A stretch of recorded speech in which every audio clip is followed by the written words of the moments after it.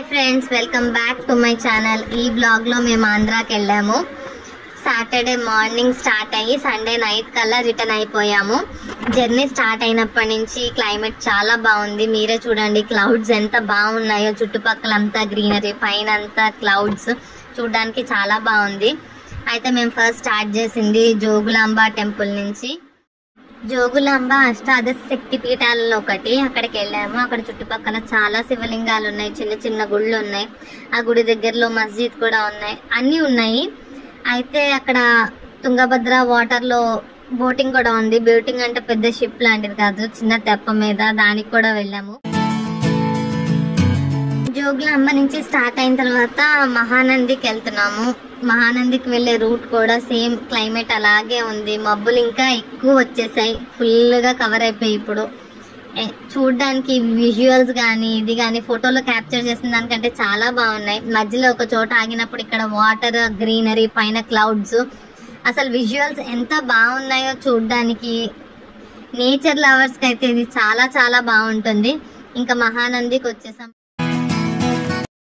Mahanandi temple చాలా బాగుంది. అసలు దిగగానే ఆ అట్మాస్ఫియర్ చూసి, కొండలు, పైన మబ్బులు, మధ్యలో గుడి, అసలు విజువల్స్ లో చూసిన దానికంటే లైవ్ లో ఇంకా చాలా బాగుంది. దర్శనం అయిపోయి బయటికి రాగానే పెద్ద వర్షం. అసలు ఆగుతుందా, మేము మళ్ళీ యాగంటికి స్టార్ట్ అవుతామా, స్టార్ట్ అవ్వలేమా అనుకున్నాము. అంత రష్ లో ఎందుకు జర్నీ చేసుకున్నామంటే, యాక్చువల్లీ మా ప్లాన్ ఏంటంటే మహానంది, యాగంటి ఒకే రోజు కవర్ చేసేసి నెక్స్ట్ డే వేరే ఎక్కడైనా చిన్న చిన్న ప్లేసెస్ చూద్దామని అనుకున్నాం. కానీ మేము వెళ్ళేటప్పటికే నైట్ అయిపోయింది. మొత్తం అప్పటికే యాగంటి క్లోజ్ చేసేసారు. సరే అంత దూరం వెళ్ళి రిటర్న్ అయిపోవడం ఎందుకని ఇంకా అక్కడే నైట్ స్టేకి అక్కడే ఉండిపోయాం. అదంతా నేను రికార్డ్ చేయలేదు. టెంపుల్ 6:30కి దర్శనం స్టార్ట్ చేస్తారు మార్నింగ్ అని చెప్పగానే మార్నింగ్ ఫస్ట్ దర్శనం చేసుకుని తొందరగా బయటకు వచ్చేసి చుట్టుపక్కల ఉన్న వాటర్ ఫాల్స్ అవన్నీ చూద్దాం అనుకున్నాం. కానీ లేచేటప్పటికి 9 అయింది. అండ్ మాకు నిన్న నైట్ కూడా ఫుడ్ అక్కడ దొరకడం కష్టమైంది. బై లక్ అక్కడ అన్నదానం చేస్తున్నారు. ఆ టైంకి మేము వెళ్ళడంతో మాకు ఫుడ్ కూడా దొరికింది. ఇంకా దర్శనానికి అని స్టార్ట్ అయిన తర్వాత అక్కడ ఉన్న కోతులన్నీ మనం ఏం పట్టుకెళ్తా అవన్నీ లాగేసాయి. ఆ చుట్టుపక్కల కోతులు బాగా ఎక్కువగా ఉన్నాయి. యాగంటి ఫేమస్ దేనికంటే ఈ నంది పెరుగుకుంటూ వెళ్తుంది. ఎవ్రీ ఇయర్ ఆ నంది పైకి తాకగానే యుగాంతం వస్తుంది అంటారు. దర్శనం అయి బయటికి రాగానే ఇక్కడ కూడా చుట్టుపక్కల చిన్న చిన్న శివలింగాలు ఉన్నాయి.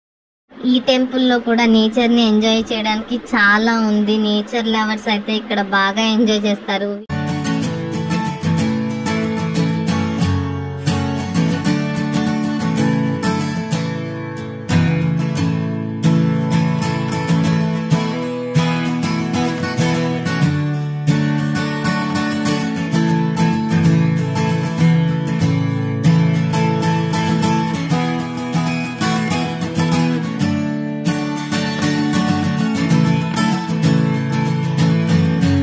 యాగంటి టెంపుల్ మెయిన్ కొండకి పక్కనే ఇంకా 3 కొండలు ఉంటాయి. దాంట్లో ఒక కొండను మేము ఎక్కుతున్నాం. ఈ స్టేర్స్ ఏంటంటే ఒక్కొక్కటి ఎక్కడానికి రావట్లేదు, 2 ఎక్కుతుంటే కష్టంగా ఉంది. అలా ఎలాగో ఎక్కేసాం. సరే వచ్చేసింది ఇంకా గుడి. ఓకే, ఇక్కడ నుంచి మనం దర్శనం చేసుకుని వెళ్ళిపోవచ్చు. అక్కడి నుంచి మళ్ళీ లోపలికి వెళ్ళగానే మళ్ళీ అక్కడెక్కడో ఉన్నారు దేవుడు. ఆ కొండ మళ్ళీ ఎంత పైకి ఎక్కాలి. ఇక్కడ కొండల్లో వాటర్ అది కారడంతో రాళ్ళు బాగా స్లిప్పరీగా ఉన్నాయి.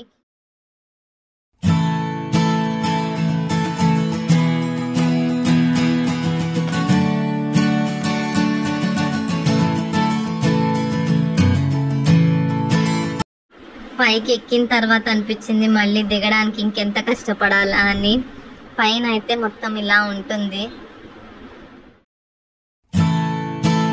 ఇది ఇంకొక కొండ. ఈ కొండ మీద వెంకటేశ్వర స్వామి ఉంటారు. ఈ కొండ అయిపోయిన తర్వాత పక్కనే ఇంకొక కొండ కూడా ఉంది. ఇక్కడ బ్రహ్మం గారి కాలజ్ఞానం రాశారని చెప్తారు. ఇంకా మేము యాగంటి నుంచి హైదరాబాద్ కి రిటర్న్ అయిపోయాం. Thanks for watching.